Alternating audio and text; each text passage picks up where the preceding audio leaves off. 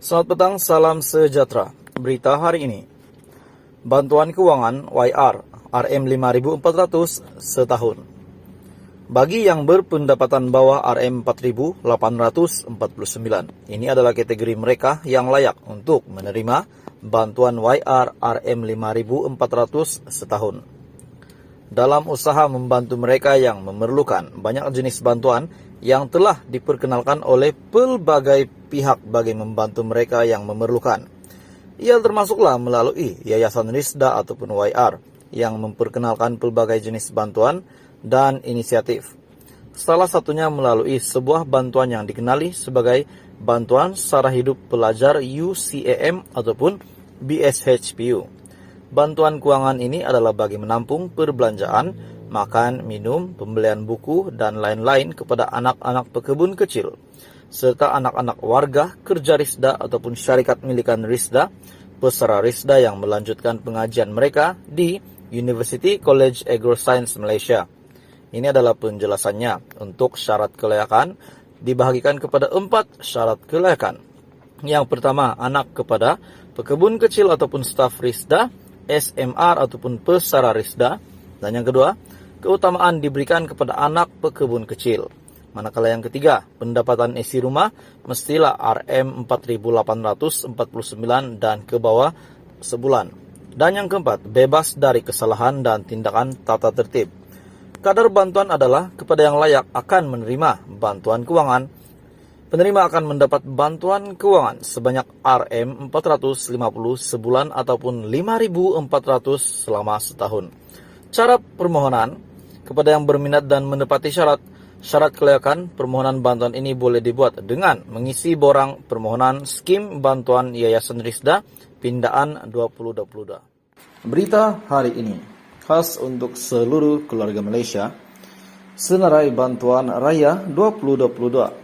Bantuan Raya sehingga maksimum berjumlah RM3.000. Dalam video ini akan kongsikan senarai Bantuan Raya 2022 yang Anda boleh mohon. Info-info ini hanya sekadar untuk memberi maklumat sahaja. Bantuan pertama, Bantuan Hari Raya Aidilfitri MAIWP Wilayah Persekutuan.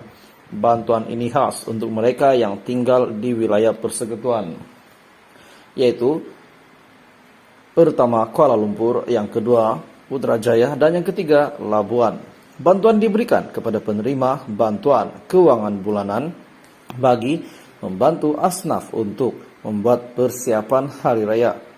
Syarat pemohon mestilah beragama Muslim, penduduk Malaysia dan bermastautin di wilayah persekutuan, tidak kurang daripada 1 tahun dan masih menetap di wilayah persekutuan.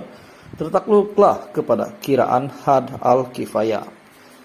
Yang kedua, bantuan tahunan hari raya Aidilfitri MUIP ataupun MUIP. Bantuan ini sebenarnya adalah cabang daripada skim bantuan zakat Majlis Agama Islam dan Adat Istiadat Pahang. Lazimnya, penerima bantuan ini dicalonkan oleh amil fitrah dari kawasan karya.